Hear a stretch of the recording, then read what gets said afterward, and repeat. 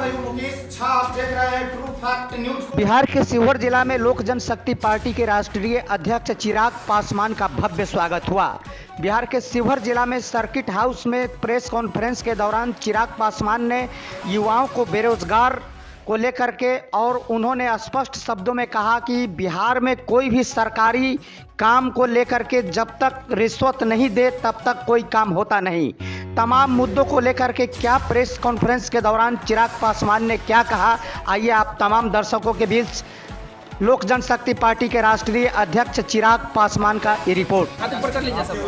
साथियों, सबसे पहले आप सबका धन्यवाद करता हूँ इस प्रेस वार्ता में आने के लिए। आप सब जानते हैं कि मेरे नेता, मेरे आदर्श आदरणीय रामविलास पासवान जी के जयंती दिवस के दिन से हम लोगों ने आशीर्वाद यात्रा की शुरुआत की थी और इस यात्रा को बिहार के हर एक ज़िले से होते हुए गुजरना है। और आज उसी क्रम में ये यात्रा शिवहर आई है और यहाँ पर जिस तरीके से इस यात्रा को समर्थन मिला है, और ये ना सिर्फ मैं इस ज़िले की बात कर रहा हूँ बल्कि आप जिस दिन से ये यात्रा शुरू हुई है हाजीपुर से लेकर अभी तक जिस ज़िले से ये यात्रा गई है, लगभग 15-16 ज़िले अभी तक हम लोग कवर कर चुके हैं। हाजीपुर में थे हम लोग, समस्तीपुर, बेगूसराय, खगड़िया, पूर्णिया, कटिहार, बेतिया, मोतिहारी, जमुई, शेखपुरा, नवादा, नालंदा, गया, कई ऐसे ज़िले हैं जहाँ से ये यात्रा होती हुई गुजरी है। कल हम लोग सीतामढ़ी में थे, उससे पहले हम लोग मुजफ्फरपुर में थे।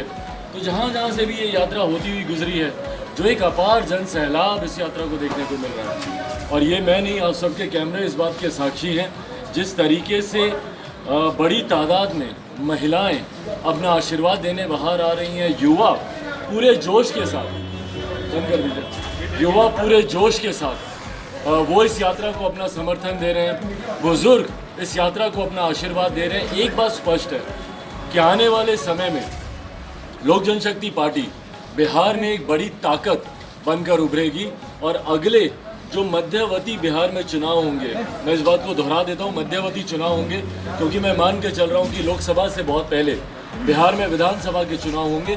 तो अगले जो मध्यवर्ती चुनाव होंगे उसके परिणामों के बाद अगली सरकार बनने में लोक जनशक्ति पार्टी की एक अहम भूमिका होगी। मेरे नेता, मेरे आदर्श मुझे बिहार फर्स्ट, बिहारी फर्स्ट का संकल्प देकर गए थे। और आज जब मैं जनता के बीच अब मैं जा रहा हूँ तो ना सिर्फ मुझे लोगों का आक्रोश मौजूदा मुख्यमंत्री नीतीश कुमार जी की नीतियों के खिलाफ देखने को मिल रहा है। लोग नफरत करते हैं उनकी नीतियों से।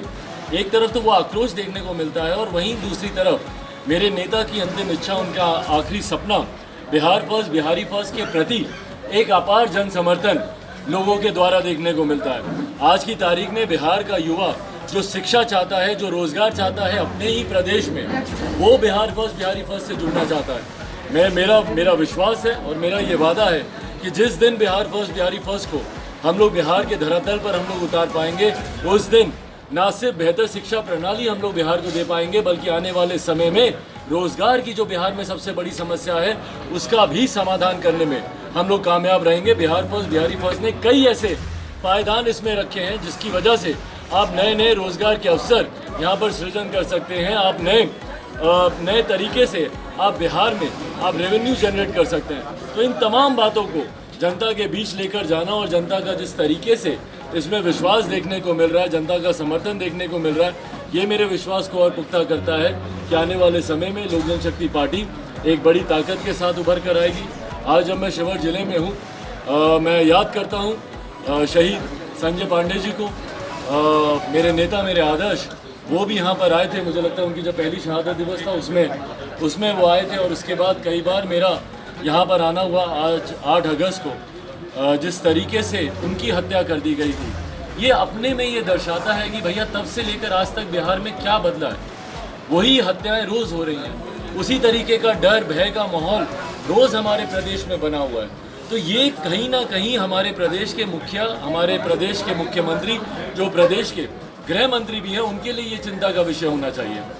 आज की तारीख में जिस तरीके से जनप्रतिनिधियों को टारगेट किया जा रहा है, कटिहार में जिस तरीके से मेयर साहब की हत्या कर दी गई, उससे पहले भी एक और मेयर थे, उनकी हत्या कर दी गई। हमारे पूर्व प्रत्याशी मनिहारी से जो थे अनिल उमराव, उनकी हत्या कर दी गई। तो ये अपने में दर्शा रहा है कि ये सरकार और कानून व्यवस्था पूरी तरीके से हमारे प्रदेश में चरमरा गई है। मुझे नहीं पता कि मुख्यमंत्री और कितनी हत्याओं का इंतजार करेंगे उससे पहले कि उनकी नींद खुले।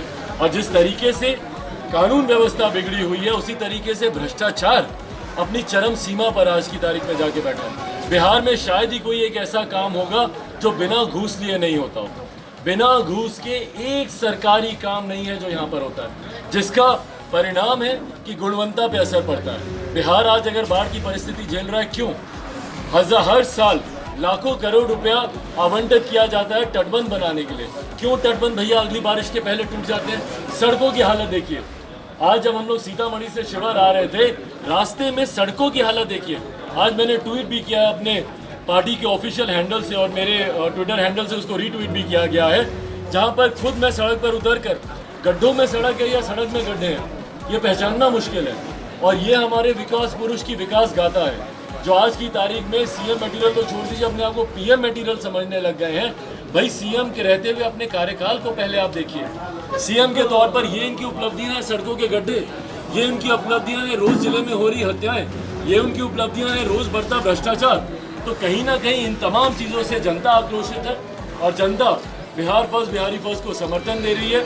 और आने वाले समय में जैसा मैंने कहा, पूरा बिहार लोजपामयी होने वाला, ये मेरा विश्वास है। अब आप लोगों के कुछ सर, आप आशीर्वाद यात्रा को लेकर निकले हैं सर। यहाँ पर जो है कि बिहार में निश्चित रूप से लोगों के मन में भ्रम है, और कोई भी इंसान अगर आशीर्वाद यात्रा लेकर निकलता है तो जरूर मन में कोई नया संकल्प होता है। वह जो मन में लोगों का जो भ्रम है, उस भ्रम को आप दूर कीजिए सर। कुछ न कुछ है, बिहार में कुछ नया होने वाला है, जैसा लोगों का ये सोचना है। बिहार में यकीनन कुछ नया होने वाला है। ऐसे ही नहीं ना सीएम साहब अपने आप को पीएम मटेरियल सोचने लग जाए।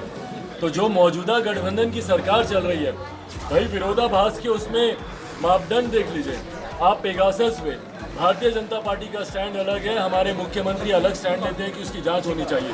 जनसंख्या नियंत्रण कानून को लेकर, एक सेकंड, जनसंख्या निरंतर कानून को लेकर हमारी बीजेपी की सोच अलग है और वहीं पे हमारे मुख्यमंत्री की सोच अलग है। जातीय जनगणना को लेकर भारतीय जनता पार्टी की सोच अलग है, नीतीश कुमार जी की सोच अलग है। इससे पहले सीए, एनआरसी, धारा 370।